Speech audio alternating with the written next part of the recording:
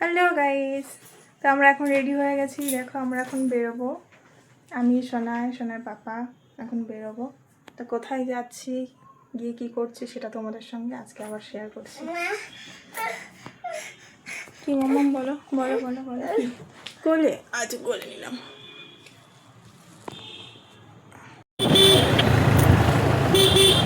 তা আমরা বাড়ি থেকে এখন বেরিয়ে গেছি, তার মধ্যে বাড়ি থেকে বেরোনোর সঙ্গে সঙ্গে সেরকমটা বৃষ্টি পড়া শুরু হয়ে গেছে। এমন টাইমে বেরিয়েছি যে বৃষ্টিটা পড়ছে।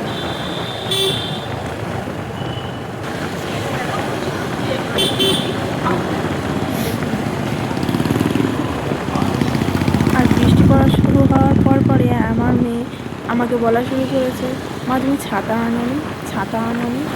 আমি আমার শাড়ির আঁচলটা ওকে মাথায় ঢেকে দিয়েছি, ওর হবে না, ওকে ছাতায় দিতে হবে।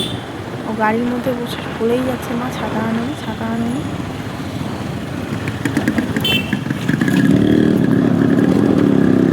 দেখো সময়টা খারাপ গেলে কি হয়, একেতেই বৃষ্টি পড়ছে, তার মধ্যে দেখো রেলগেটে এসে গেট পড়ে গেছে। এখন এই যে ট্রেনটা যাচ্ছে তার মধ্যে ছেটা পড়া, জানি না তোমরা বুঝতে পারছো কি না, বৃষ্টি পড়ছে।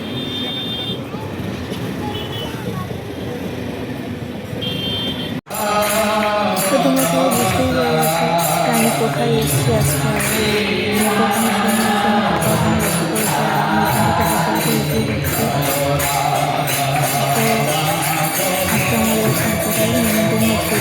একাদশী ছিল, একাদশী কোথা থেকে এসে আর এখানে দেখো মাসিমের দুষ্টুমি শুরু হয়ে গেছে।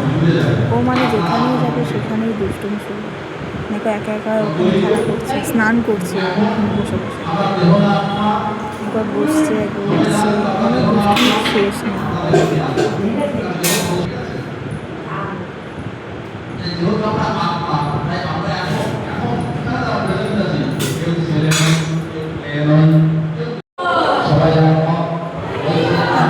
ওখানটায় গিয়ে বলেছে কি একটা গোপাল পেয়েছে, বাচ্চা মেয়ে একটা গোপাল নিয়ে ওখানে এসেছিলো।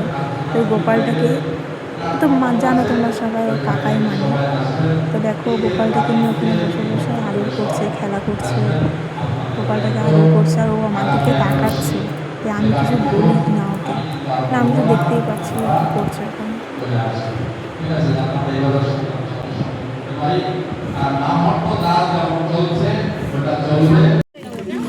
তো এখন আমাদের অনুষ্ঠান শেষ হয়ে গেছে, সবাইকে দিচ্ছে প্রসাদ পাচ্ছে। তারপরে নিচে এসে দেখি একটা ভাই গান গাইছিল, তাই সেই গানটা শুনছিলাম এখানে বসে। অ্যাকচুয়ালি ভাই গাইছিল না, সামনে যে বোনটা বসে আছে সেই বোনটা গান গাইছিল, ভাই গিটার গাইছিল। এটা খুব ভালো লাগলো।